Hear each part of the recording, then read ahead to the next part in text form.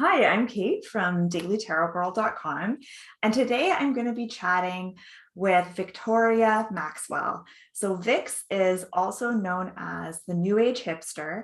She's a tarot reader, a soul reader, an author, a teacher, and she provides spiritual support for light workers, empaths, starseeds, and spiritual seekers.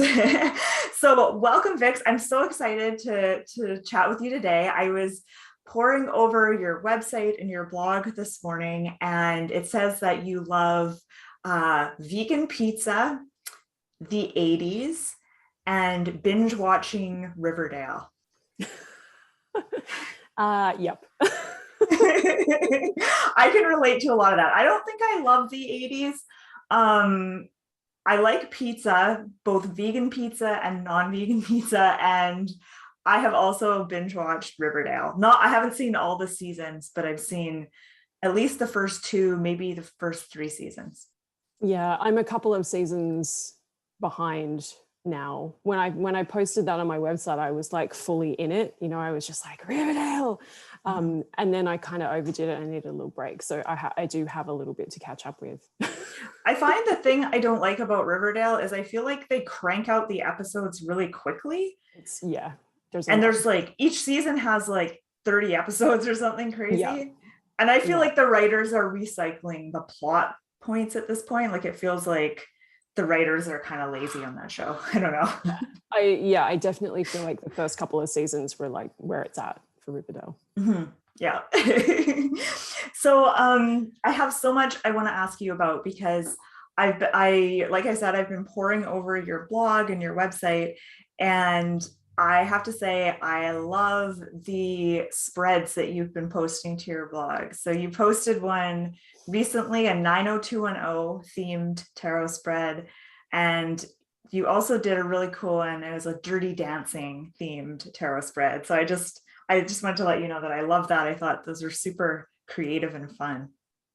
Yeah, there's also a Riverdale spread on there for anyone who's interested. Okay, good. I didn't see that one. I did make a Riverdale spread. That's on there too. So, can you tell me kind of how you discovered, like, were you always a spiritual person who was interested in things like tarot and crystals and new agey stuff? Or was there a moment in your life where you started to get interested in that kind of stuff? Yeah, I think for me, it was just a really long, slow burn. Like I've always, ever since I can remember, really, I've always been interested in some kind of spirituality. Like I remember being really little and like picking up rocks and just being obsessed with like pebbles that I found. My granddad used to tell me like stories about ghosts and stuff like that. And so it kind of has always been a part of my belief system. I think that there's, something else out there that we can communicate with, that we can kind of have that relationship with, like we're not just here on our own. And I think over the years that kind of developed, and I went on lots of different journeys. I was really into witchcraft and Wicca in the 90s. When like the craft came out and everyone, all these like new age shops were finally, people were finally coming in and buying stuff. Me and my friends, we started a coven, like, I was really into that at that time. I also kind of got into divination around that time as well. But mostly at that time I was using runes. I wasn't really like, I liked the idea of the tarot, but I didn't have a deck and I wasn't really reading tarot at that time. And then I went off on this total tangent and I joined the church, and I was a born again Christian for a little while, which was never the path I thought I was going to go down, but kind of just got pulled into that and was kind of really into that for a couple of years. And then I got to the point where I just felt like there are some good things in here, but this doesn't answer all of my questions. And there's also some things in here that don't really sit quite right with me. So I kind of left the church and went on this journey of, well, what else is out there? And I kind of like, been diving into lots of different spiritual practices and belief systems over the years. I got into tarot kind of like the early 2000s. So quite a while ago now, although it just really doesn't feel like that long ago. And that was massive for me because I'd always felt like there was this like higher power, whatever you want to call it, that I could connect with, but I never really knew how to, which I think is why I had, joined the church, because I was looking for that connection. And I thought, oh, maybe it's Jesus, maybe it's prayer, maybe that's how I get in. But when I found tarot, it was just like, it was like, finally, I have like this communication system where I can speak to, the divine God, my higher self, myself, I can work out what's really going on with me. And that was, to me, that was just like, wow, like this is amazing. It's like, why isn't everyone doing this?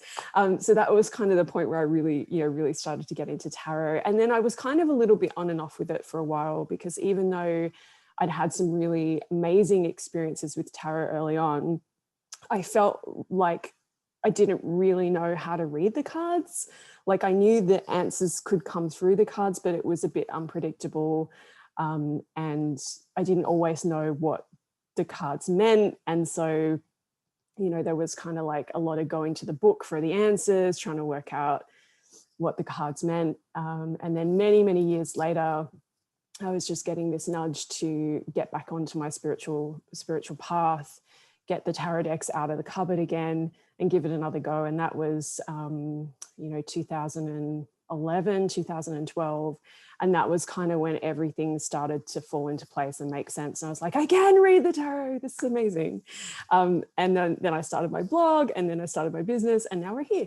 That's awesome. Thank you so much for that. I think it's interesting that you've had the experience of being involved with certain religions. Like you said, you started a coven when you were in high school, or young. Okay, so you had that experience, and then you got into born again Christianity. So you've had that experience of being like really immersed in different what do you call them? Different I was going to say ideologies, I guess, kind of like, different religions and stuff. And that's so interesting because I haven't had that experience. Now, I'm very familiar with different religions and different beliefs because I've read about them, but that's very different, like reading a book about something versus actually, practicing it and immersing yourself in it. So I think that's really amazing that you've had, such a wealth of experience in that area. I'm sure that's I'm sure that's helped you kind of bring a lot to your spiritual practice now. Yeah, definitely. And I think the biggest thing for me is exploring all these different paths, like even Christianity that seems, so different from what we do. And like, I know so many people who get into tarot have had really negative experiences with the church, and they're like, I want to go as far away from that as possible. But to me, like all of these paths, it's like everyone's really kind of doing the same thing. Like we're all looking for the same thing. Like when I was in the church, for me, it was all about trying to find that connection and trying to find some meaning and some answers. And, I'm still doing that now, just in a totally different way. But I think really we're all looking for the same thing. We're all looking for that connection. We're all looking for,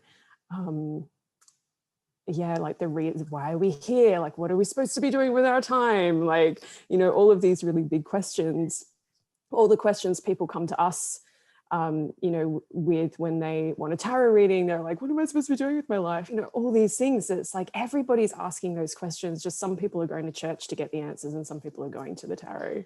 So some people are doing both. do you feel like everyone's asking those questions, or do you feel like it's the people that you come into contact with that are asking those questions? Because I'm one of those people who is always asking, like, what is my purpose? Why am I here? What am I supposed to be doing?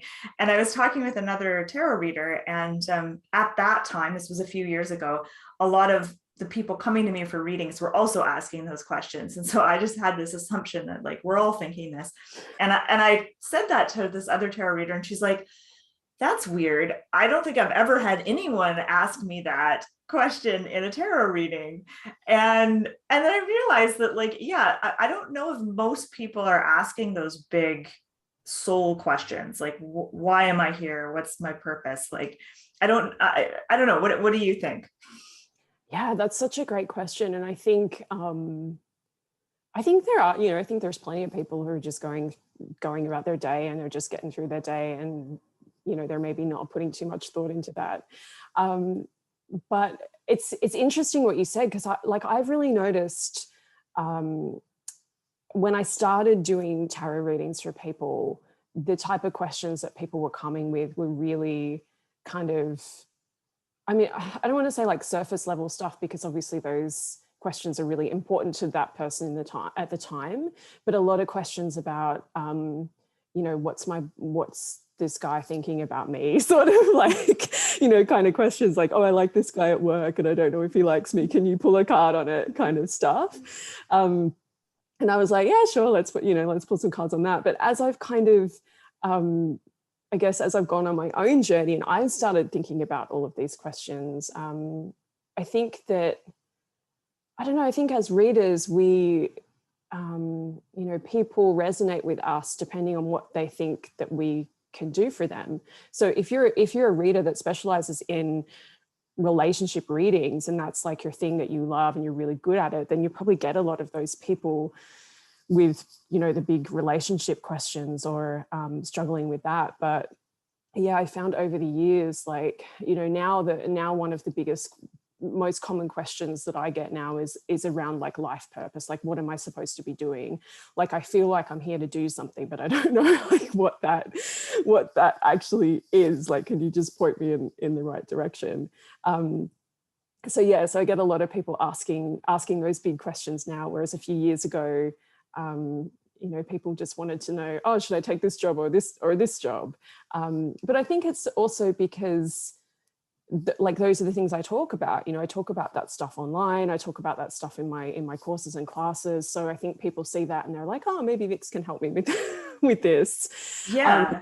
But yeah, it is interesting, isn't it? Because I spend a lot of time assuming that everybody is asking these questions, but it's just, I think that I spend a lot of time in those communities where people are asking those questions, whether it's, Wicca or Christianity. All my friends in the church were trying to figure it out. They were all like, what's like, what are we doing here? Like, what does God want me to do? What is God's plan for me? So yeah, it's interesting how, I don't know, I guess you just sort of gravitate towards the people who are thinking about what you're thinking about. But having said that, I do have some people in my life who are not thinking about that stuff at all, but they, or not that they're not thinking about it, but they're thinking about it in really, really different ways. Like, we're not necessarily sitting down and talking about the meaning of life and the purpose of life and whatever every 5 minutes. But sometimes it's really good to have those people in your life where you can just be like, let's just enjoy life.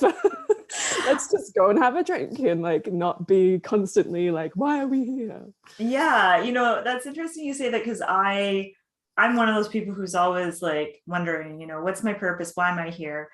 And I've noticed that the people that I choose to spend the most time with are not like that. Like, they're not that they don't ever ask those big questions, but they tend to be, and I wouldn't even say that they're not spiritual people, but I tend to want to hang out with people who are the opposite of me in that regard. And I think it's because it's just kind of a relief to be able to just, have a drink with them and just talk about movies and books or something like that, right? So you like to work with people who identify as starseeds or empaths. There's another word I wrote down, light workers. Can you tell me what is a starseed? Like, how would someone know if they were a starseed? Yeah, so I think, there's all these lists on the internet that's like, you're a starseed if you tick all of these boxes. But for me, it's just like a feeling. It's just like, if you resonate with this idea of the kind of general definition, I guess, is that you feel like your soul originated from somewhere else. You don't necessarily feel like you've had all these lifetimes on planet Earth, or you've had a few, but you also kind of feel like, I feel like my home is out there somewhere. Like, I don't really a lot of people who vibe with the idea of being a starseed, they kind of feel like this Earth is a little bit confusing, like they don't really get it and they don't really understand other people, or you know, why isn't everyone asking these big questions about like, why are we here? And yeah, so for me, it's just this kind of feeling of like, we come from somewhere else, almost like you're a visitor here on this planet, and you're just kind of visiting, and you're here to learn, and you're here to do something, and you have like some kind of mission, whatever you think that is. But that, you know, eventually you're going to go back to your home planet where like you kind of, everything kind of makes a little bit more sense.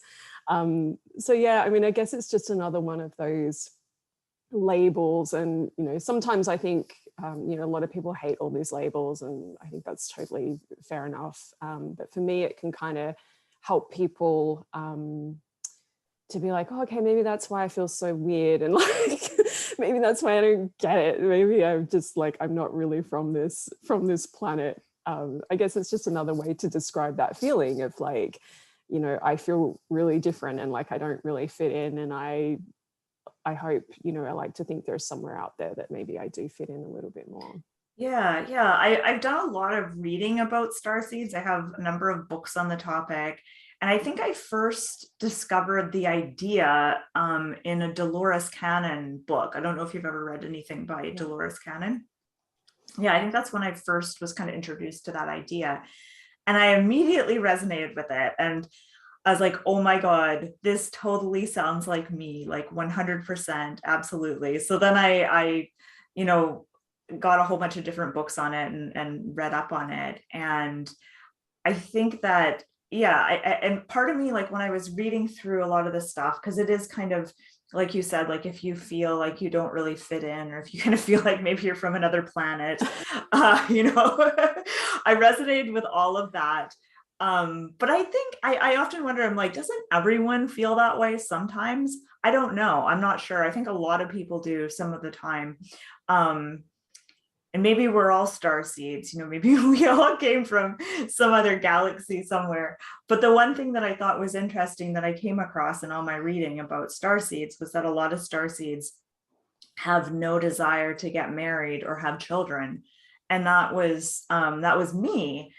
And I still haven't figured out why I've never really wanted to get married, and I've never wanted to have children.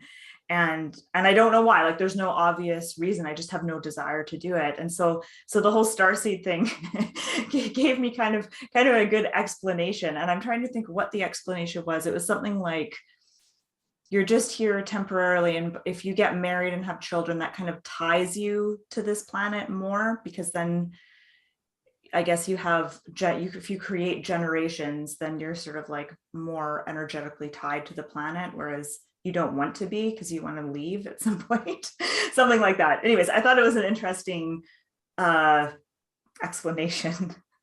Yeah, I've heard that too, and I've heard it described as like, we don't want to accumulate the karma.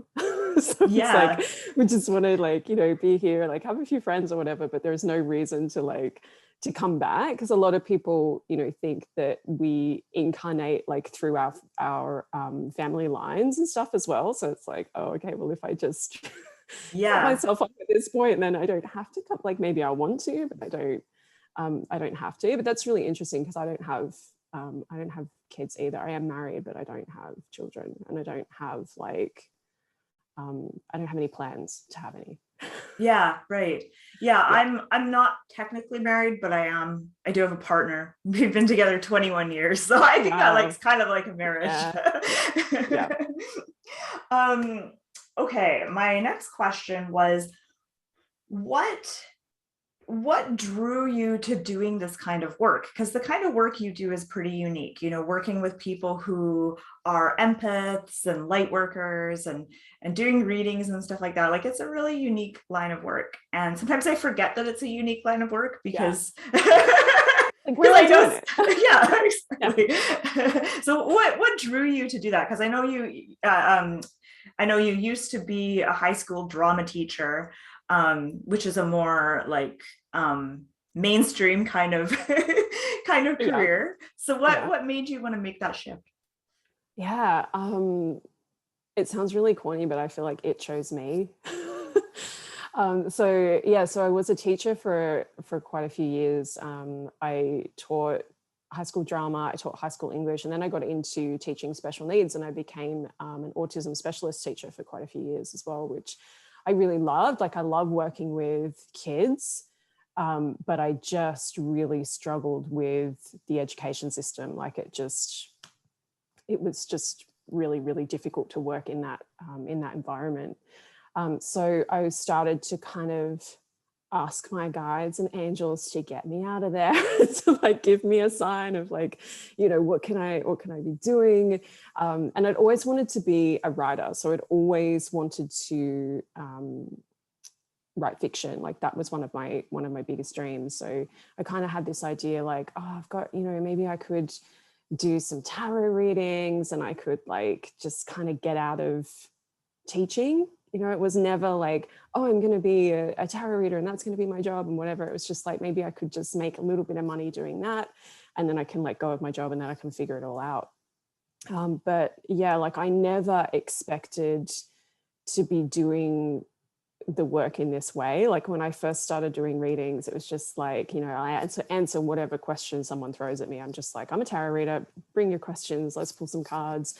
I did like psychic hotlines for a while where people were not asking the big questions on psychic hotlines for the most part. You know, people were just asking the kind of, should I take this job, or like, what's happening with my boyfriend kind of questions.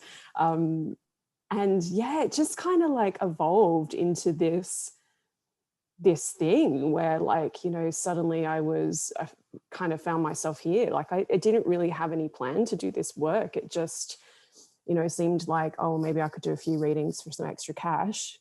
And then like, and here we are, like, you know, now I've, you know, got my first deck coming out, I've written a book, like worked with so many people.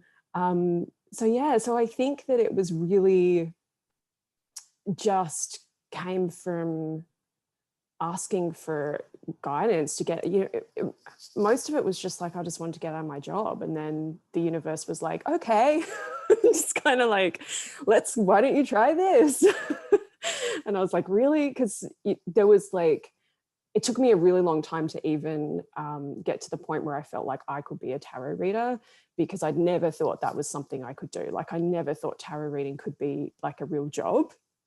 So I, you know, when I was getting all these nudges to do it, I did 100 free readings to start with, because I just really wasn't very confident. So I was like, if I do 100 free readings, people will give me feedback, and by then I'll know, you know, if I can actually do this. So I did that, and I got quite a lot of good feedback. So I was like, oh, okay, maybe I can read, maybe I can read the tarot. Okay. So yeah, so it just kind of was like one thing after another. And I think like every time I sort of got nudged in another direction, like, you know, oh, why don't you do some readings? Oh, why don't you try do some past life readings? Why don't you, you know, do this or share this on Instagram or whatever? And just kind of followed those, what I like to call the cosmic breadcrumbs. And yeah, it just kind of took me on this whole adventure that was never really part of the plan. But here we are. Okay, I have three things I want to ask you about just from what you said. I want to ask you about the psychic hotlines. I want to ask you about your deck coming out and your book. So I'll ask you, what was one thing that you learned by reading on psychic hotlines? Oh gosh. One thing I learned was I don't want to read on psychic hotlines. It's like, who's not, like, some people love it. Some people are just like, they're amazing. You know, they're like, they go on the hotline, they're just getting readings all day, and they're just like doing it. And it's like, those people are amazing in my opinion. Mm-hmm. But for me, it was just like, I didn't really handle it very well. It's just so much energy. And the one that I worked for was like a webcam psychic hotline. So you had to be on the webcam all the time, and then people could come into your like your room, and they could just come and like get to know you, and they could ask you some like sort of basic questions or whatever. So you'd just be sitting there all the time until somebody pressed like take you to a private room or whatever, and then you go into the room with that person. But it's like, it's full on, like you're basically a performing monkey, and in that chat room like all day. You have to kind of be like, hey, I'm here for readings, and why don't you get a reading with me, and like all this stuff. But yeah, for me it was just like massively draining and exhausting, and like I didn't make very much money either, because you only get paid when someone takes you into the private room. So it wasn't for me, is what I learned. Yeah. But it also gave me so much confidence, and I do recommend it to so many tarot readers starting out who want to do this as a job. Mm-hmm. It's amazing training. Like if you can do the psychic hotlines for like a month and you can survive it, then you can do anything. Yeah. Wow. Yeah. Yeah. I feel like I'm the only tarot reader, one of the few that I know that hasn't done the psychic hotlines. Yeah. And I just honestly I never did. I never really considered doing it.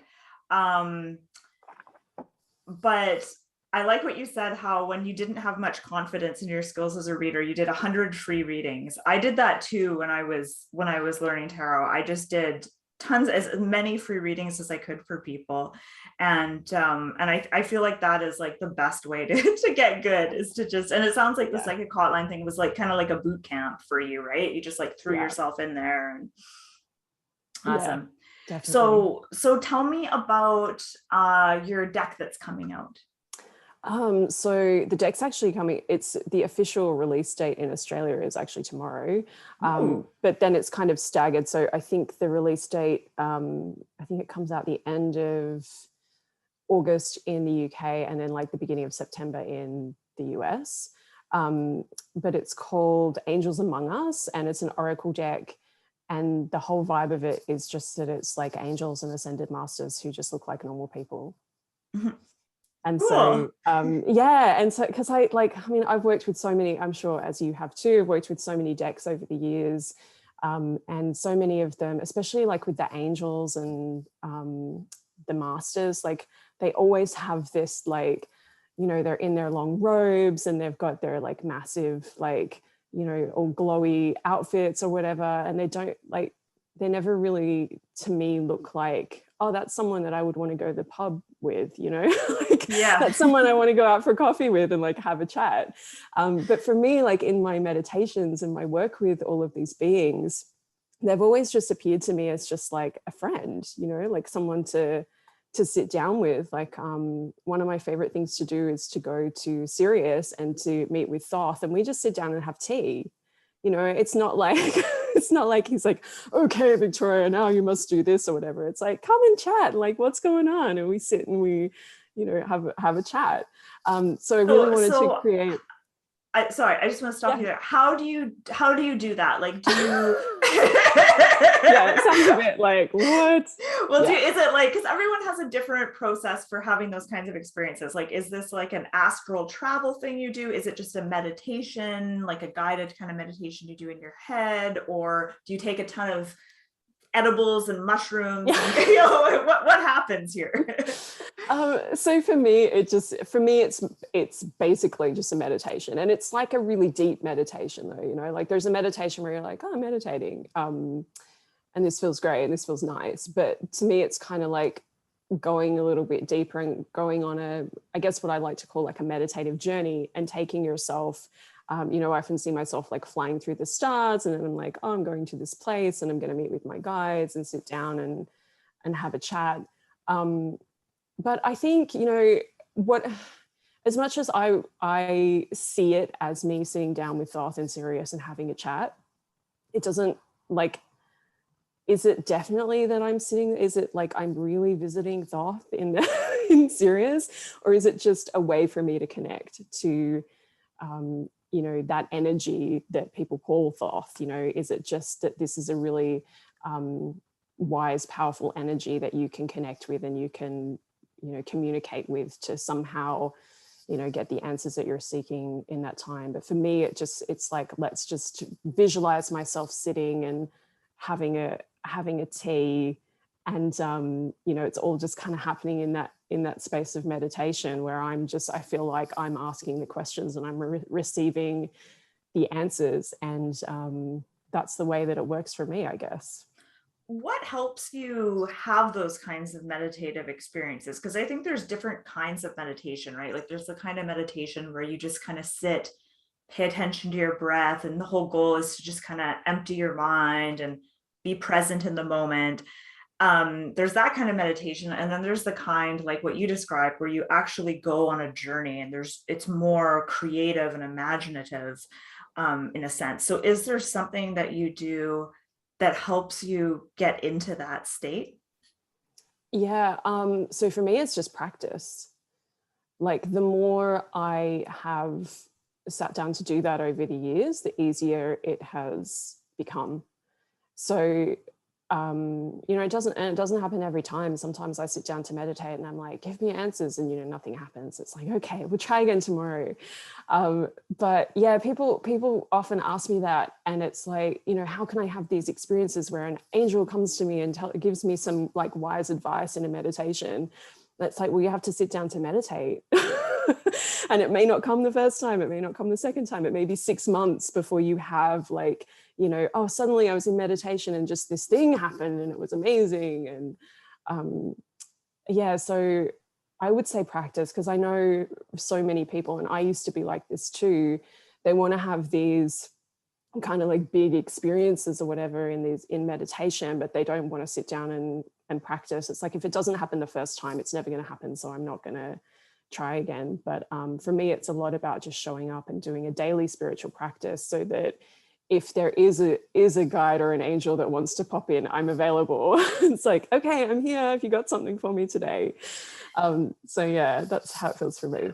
That really reminds me of like the advice a lot of writers give, that you have to like show up and write every single day. And maybe 90% of the time you write a bunch of crap, but you have to write the crap to eventually get to the good stuff that you're going to write. And if you don't show up and do it every day, then it's not going to happen. You can't just wait until you are inspired to write, because you're never going to get good that way. Yeah. And as a writer, I resonate with that a lot too.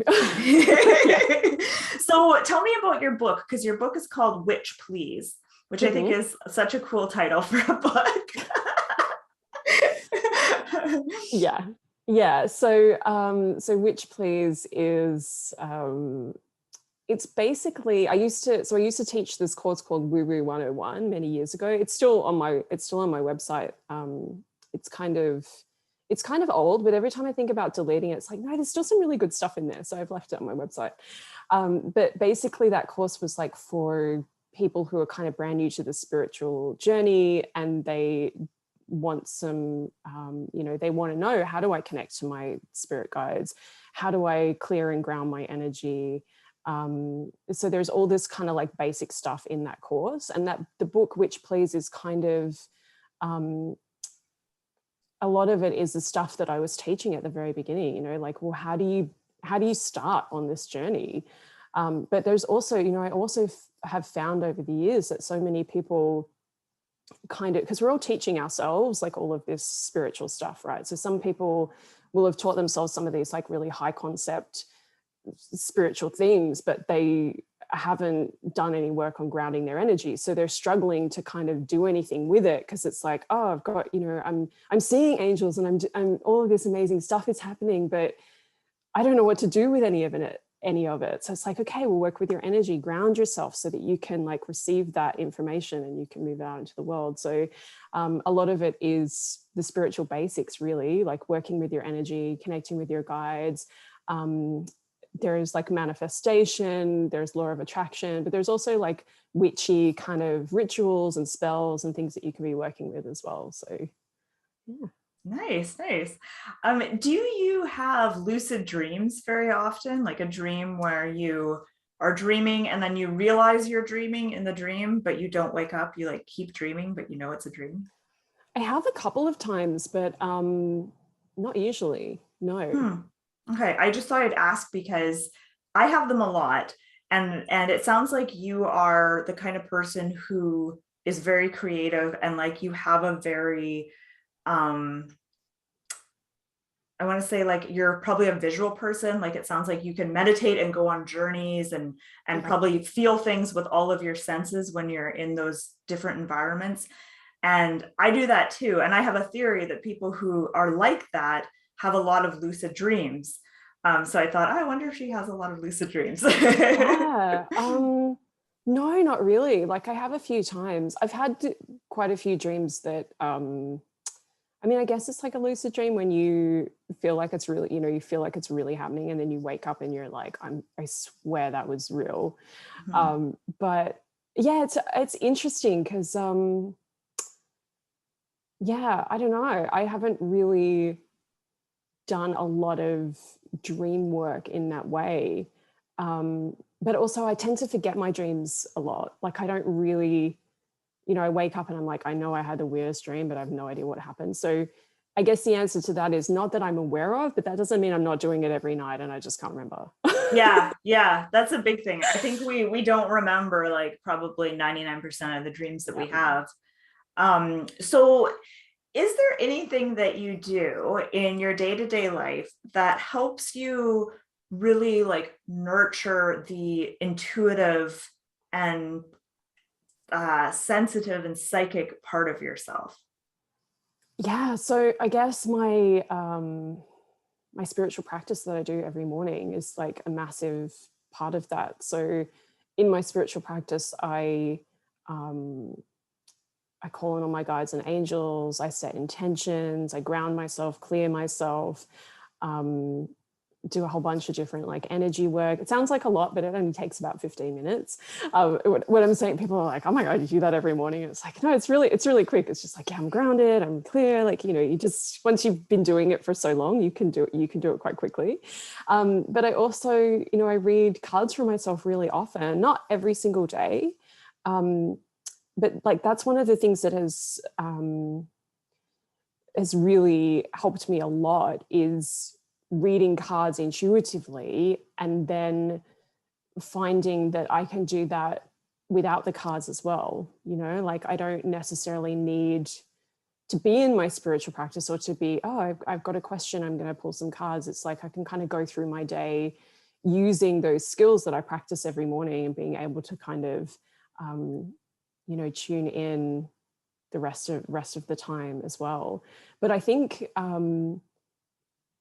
having something that you show up for every day, and like whether it's a spiritual practice or writing your morning pages or going for a walk or whatever it is, um, I feel like having an anchor point is really important, because I know so many people who are really, really intuitive, but they kind of can't really decipher, is this my intuition, is this fear, is this my imagination, like what is it?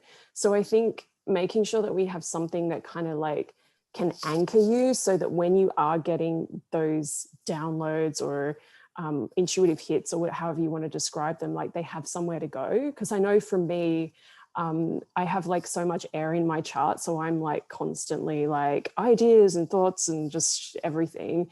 And if I don't have the ability to kind of get it to move down into my body, like, okay, rest here for a while, let's see what's going on. It's just like, constant chaos of like, I don't know what to do and what should I do? So another thing for me that I found really helpful with that as well is yoga, and Kundalini yoga has been like amazing for me, because it just really helps me get into my body. Because I think sometimes when we are especially kind of woo woo, when we're into like these star seeds and all of this kind of stuff, it can be really easy to be like, oh, I don't really want to be in my body, I just want to be spiritual. And I've tried that and it didn't really work, but I can like bring the spiritual into the body. It's like, oh, now I can do something with it. Now I can write a book, or I can write a blog post, or I can, sit there and hold space for someone, and I can actually use it in a way that's not just, oh, but I'm so spiritual, but I can't, it's what's the point, unless you I can do something with it. Yeah, I think that you make a really important point, in that it's important to, I think what you're saying is ground yourself, like really get into your body, but not just that, but like take the spiritual insights and that spiritual energy and actually ground that as Yeah. well. Because I think that you're right, that you can be a really spiritual minded, intuitive kind of person, but if you're not able to ground it, it's going to actually be, it's going to kind of make you feel sort of airy fairy and flaky Yeah. Yeah. and all that, right? Yeah. Yeah, and just listening to you talk makes me kind of miss yoga. I was going to yoga like almost every day before the pandemic, and then my studio shut down for a long time. And they've just recently reopened, but their prices are 100% more than what they were when I was going. I'm like, I can't afford this. This is crazy. So I haven't been to a yoga class, and I was doing yoga at home because I find yoga is a really nice way to be in your body and to, like you said, kind of ground that spiritual energy. I haven't tried Kundalini yoga though. I've done other kinds of yoga, but I haven't tried Kundalini yet. And I was doing it on my own on a pretty regular basis, but then I got into weightlifting and I haven't gotten back to yoga. And I feel like I need to, because I can feel my body just stiffening up and all that. And I feel like I'm I'm craving that yoga. So you are, along with me, we're both teachers in this year's Tarot Summer School. And for people watching who might not be aware of what Tarot Summer School is, it is 12 different tarot people, 12 different tarot teachers that have come together, and each person creates a tarot themed course. And I'm doing one on tarot journaling, and Vix, you're doing a course on intuitive tarot. So I was wondering if you just kind of tell us a little bit about your upcoming course. Yeah, so my course kind of is designed for anyone who wants to read intuitively, which, you know, as we know, like all tarot is intuitive in some way, like, you know, there's an intuitive aspect to, you know, however you're reading. But, you know, my story with the tarot is that I was struggling for a long time and always reading with the book. Like I always had to go to the book for answers. I could never really trust myself with what I thought the cards meant. And then, you know, one day I had this really beautiful moment where I was I was really struggling to read just even like a simple 3-card spread. And I was like, I don't know what this means. And I just, you know, had this like sort of thought that just went really clearly across my mind that was like, put the books away and just look at the pictures. I was like, okay, let's try that. Nothing else is working. So I put the book down and I was just like, okay, I'm just going to look at the pictures. And then like, it was like the penny dropped and I could suddenly start to see in the cards, like all these things that I hadn't seen before. And I was starting to, just have this really beautiful experience where it was no longer about turning the card over and being like, oh, I don't know what this means, I have to find out. But it was like, turn the card over and it was like, well, what do I see here? And what does this mean for me in this moment? So that really changed like how I read tarot. And it was like, I kind of went from struggling to being able to do it within a few hours just because I was looking at the cards in a different way. So my course in Tarot Summer School is really designed to help people to do that. So if you're someone who really feels like, oh, I really want to get tarot, I really want to be able to read it, but you're still kind of struggling with the meanings or how to really, you know, read it, this course is for, you know, hopefully going to help people to just put the books away for, you know, maybe not forever, maybe you want to go back to the books and you want to do deeper study in that way, but just to help you be able to just look at the card and get what you need to get from the card. And like I was saying before, like the work that I've done with intuitive tarot has helped me be more intuitive just generally. So, you know, in a way, practicing intuitive reading with the cards is really just developing your intuition so that you can use it whenever and wherever. I love what you said about intuitive tarot and reading intuitively and just looking at the pictures on the cards and putting the books away. And I think that by doing that, you make your reading so much more personal and meaningful, as opposed to doing a reading and looking up the meanings in a book. And at the beginning, when we first started talking, you said that for you, tarot was a way for you to kind of have a conversation with spirit. It was like a way for you to kind of connect with that.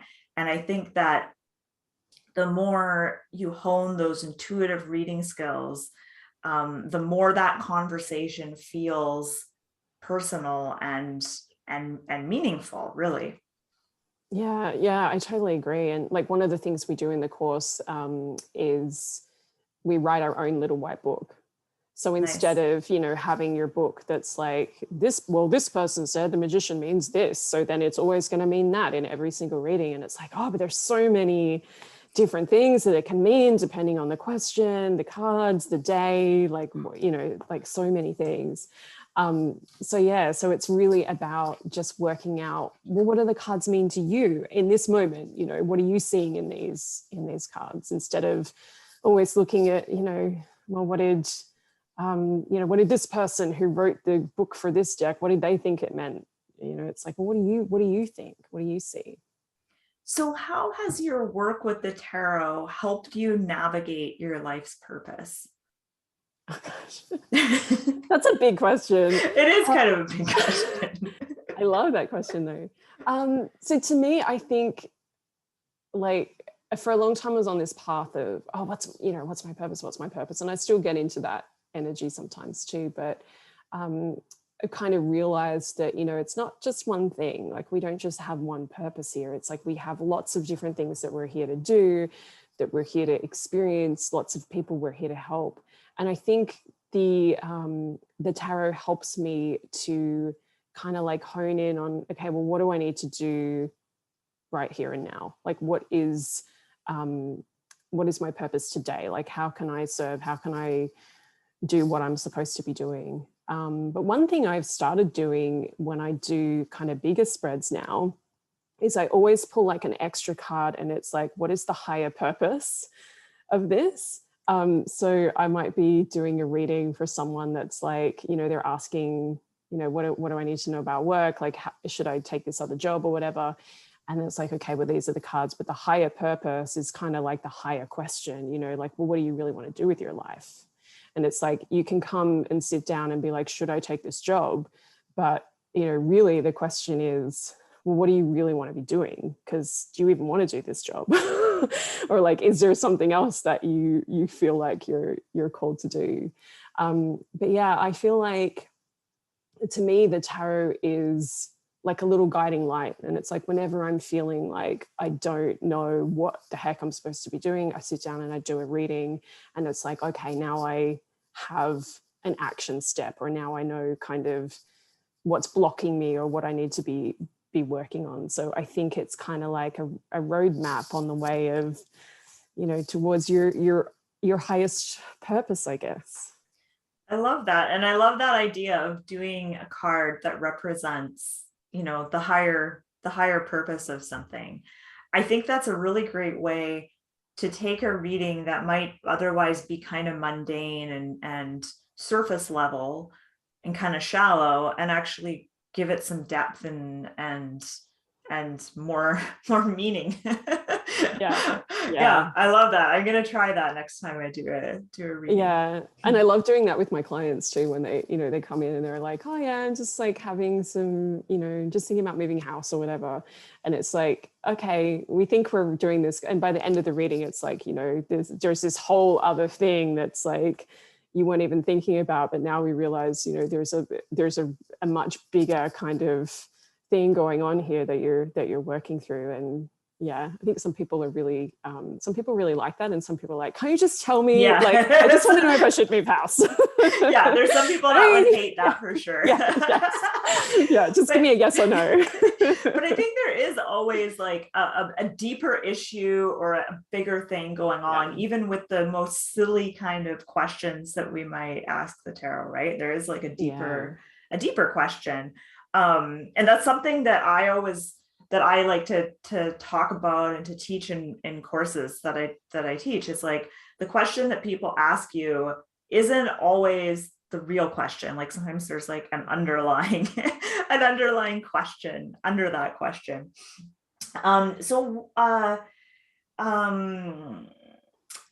What have been some influential books that you have read that have really had an impact on you and your work?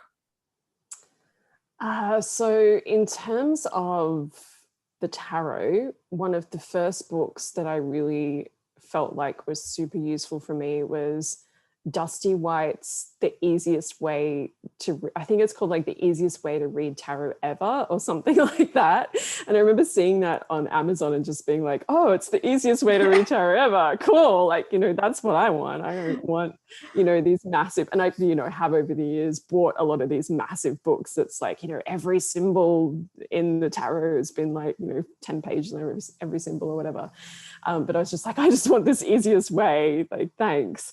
And I really loved that book because it was really different from anything I'd already kind of looked at in terms of, you know, it's kind of like a workbook, and a lot of it was like, you know, similar stuff to what I have found really useful in my work and what I teach as well. Like, you know, what do you see in this card? But I remember he also had like this section where he just had like all these random words, and he was like, write down what card you think goes with these words. So we'd have things like, you know, a restaurant or like an ambulance or a piece of cheese or like whatever. And it's like, what card would you associate with that thing?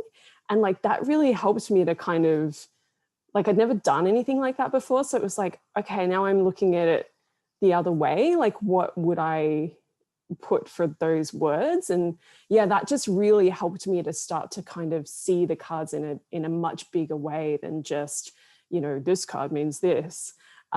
So yeah, I really loved that book in terms of just like getting out of my my head a little bit and kind of seeing the tarot in a different way. And it was like an easy book too. It was actually an easy book. He wasn't lying. Yeah, it was like, this was pretty easy. Although I think there was a lot of stuff in it that's like, you know, you have to work through the whole book and you have to do it. And I didn't do like everything in the book, but I did the parts that looked really interesting. And that was like, that really did help me kind of like start to read the tarot a little bit more intuitively and a little bit more, in a way that felt right for me, rather than always looking at, you know, what somebody else says about. I've heard a lot of good things about that book. I haven't actually read it myself, but I've heard a few people recommend it. So that's good that it worked for you. What are some other books that you've enjoyed? Well, I don't, like if I was in my office at home, I could be like, oh, these ones behind me, but they're all, at the moment, all my books are on a container ship in the middle of the ocean somewhere. They're all coming over to Australia. You know, it's interesting because I read a lot of spiritual books. I have a lot of spiritual books. But for me, the books are like, they're not the answer. They're just somebody else's ideas and somebody else's thoughts on different topics and different views. And I know, like, at the beginning of my spiritual journey, I started reading books and I was like, oh, this person says this, so this must be, you know, how it is. And over the years, I've kind of got to the point, and after writing my own book too, kind of get to the point where you're like, books are great, but it's really just one person's ideas. Yeah, right. You know, so I don't think there's any book that I could kind of say, everyone should read this book because it's amazing. You know, it's like, I've really kind of, my relationship with books has really changed. And I had some really difficult situations kind of early on too, where I kind of gave my power away to some of my teachers. And I think a lot of us have that experience early on. And I think for me, that really made me realize that the people who, you know, have all these, you know, they have the book deals and they have all the decks and they're doing all this stuff, don't necessarily know anything more than everybody else. They're just writing about their ideas and their experiences. Yeah. And I notice, like, the older I get and the more experience I get, the more I realize that no one actually knows anything about anything, right? Like, and I think when you're younger, you don't necessarily know that yet because you assume that, like, maybe older people know something. And I also have started to really mistrust people that act like they know what they're talking about. Yes. You know, when they're like, this is the truth, this is like, you know, when people have that kind of extreme self-assuredness, and I was like, I don't think you really know what you're talking about. Yeah, I've seen that a lot. And I think there's so much of this like business advice that goes around too, is like, make sure everyone sees you as the expert in this field and stuff. And it's like everyone's just putting like expert on their Instagram now. Like it's like I've been doing this for 5 minutes, but I'm an expert. But yeah, I too am very wary of anyone that kind of says, this is how you should do it. And I am, I've been doing this for so many years that I'm the only person that kind of knows. It's like I feel like my work with my students and my clients and, even people that read my book, my work is not to tell people the way or like what to do. It's just to kind of offer some ideas of like, how can you connect to the truth that's within you rather than, sit here and listen to what I think is the truth. Would you say that you hold a space for people to do that or create a space where people can do that? Or do you see it more as like providing kind of prompts to like help people access that part of themselves? I think it's a bit of both. So for a long time, I'm taking a break from it at the moment, but I ran a group called The Circle for about 4 years. And every month I'd create some content for people to work through. And it was very much, like we'd pick a topic and I would share like my thoughts and experiences, but I'd always try to do it from a place of, this is what I've learned about this topic and this is what I've experienced. And then I give them like a massive workbook of like, questions to ask yourself, a meditation so they could go on a journey themselves, a tarot spread, all this stuff that can help them to find their own way. So if it's like a brand new topic and you don't know anything about it, like I've tried to give some information, not just be like, well, what do you think this thing is that you've never heard of? But then it's like, okay, now here's the space for you to explore it for yourself. And what does this mean to you? And if it means something completely different to you than it does for me, then that's totally fine. And I try to, I guess, hold the space for people to have their own experience, but also offer some guidance and support along the way. Yeah. I like your vibe. I like how you have kind of like a laid back vibe, but also it sounds like you really enjoy kind of sparking curiosity in people. Yeah. So so I've absolutely loved chatting with you, Vix, and thank you so much for talking with me. For people watching who want to learn more about you and your work, where can people find you? So the best place to find me is just at newagehipster.co, and you can find me quite easily if you just Google New Age Hipster. I'm on Instagram, I'm New Age Hipster 333, and that's the place that I share the most at the moment. But yeah, if you just go into Google and type in New Age Hipster, or if you type in Victoria Maxwell author, you'll also find all my books and stuff. Okay, great. And your Tarot Summer School course is going to be available next week? I can't remember. Okay, I think it's I think it's next week. I'll put the link below the video. Yeah, I have it all on my calendar and everything, but right at this moment I can't remember. I'm pretty sure it's in August though. It's this month. Awesome. Yeah, I know it's this month. Yeah, I think it is next week. So I'll put all your links for people watching. If you're watching on YouTube or on my blog, I'll put all the links just below the video. So thank you so much, Vix. And it was wonderful chatting with you. Yeah, you too. It's been great. Thank you.